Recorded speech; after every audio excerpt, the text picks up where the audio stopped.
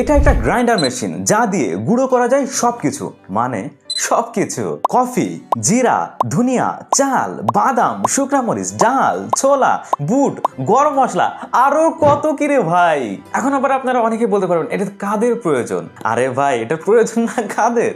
বাসায় রান্না হয় তো, তাহলে এটা প্রয়োজন আপনার। আমি যখন ব্যাচেলার ছিলাম তখন এই জিনিসটা পাইলে যে কি কাজ হইতো রে ভাই। প্রোডাক্টের পারচেজ লিংক আমি ডেসক্রিপশনে দিয়ে দিচ্ছি, যাদের প্রয়োজন তারা চেক করে নিতে পারেন। এখন চলুন প্যাকেটে কি কি থাকছে সেটা দেখে নিই। অবশ্যই একটি গ্রাইন্ডার পেয়ে যাব, একটি পাওয়ার কেবল, আর এটা পরিষ্কার করার জন্য ছোট্ট একটা ব্রাশ। এই হচ্ছে বক্স কন্টেন্ট। প্যাকেটটা সরিয়ে ফেলি। অনেক স্টুডেন্ট ভাইজানেরা আছেন যারা নিজেরা মেসে রান্না করে খান, অথবা একটা ফ্ল্যাট নিয়ে রাখছেন, রান্না করে খেতে হয়। তো সেখানে বাটাবাটি এবং রান্না বান্না করার জন্য হিউজ একটা টাইম চলে যায়। ক্রিয়েটিভিটি, প্রোডাক্টিভিটি অনেক সময় লস হয় কিন্তু এতে। আমি নিজে প্রমাণ।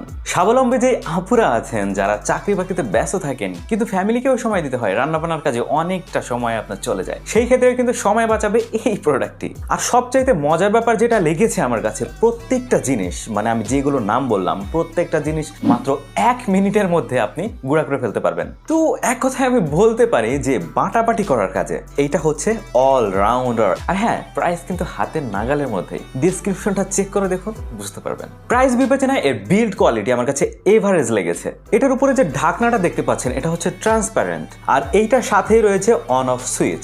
তো এই ঢাকনাটা যখন এটার সাথে লাগানো থাকবে সেই অবস্থায় আপনি যদি এখানে ক্লিক করেন সেই ক্ষেত্রে এটা চলা শুরু হবে, এবং ছেড়ে দিলেই এটা অফ হয়ে যাবে। এতটাই প্লাগ অ্যান্ড প্লে এটা। আর হ্যাঁ, সোর্স পাবে কোথা থেকে? কারেন্টের সোর্স, সেটা হচ্ছে এখানে পয়েন্ট দেওয়া হয়েছে, এখানে জাস্ট প্লাগ ইন করবেন। এই তো, এটা কিন্তু খুবই পোর্টেবল। তো যে কোনো জায়গায় আপনি নিয়ে যেতে পারবেন খুব সহজে। দেখতে তো পাচ্ছেন, এই দেখুন কত ছোট।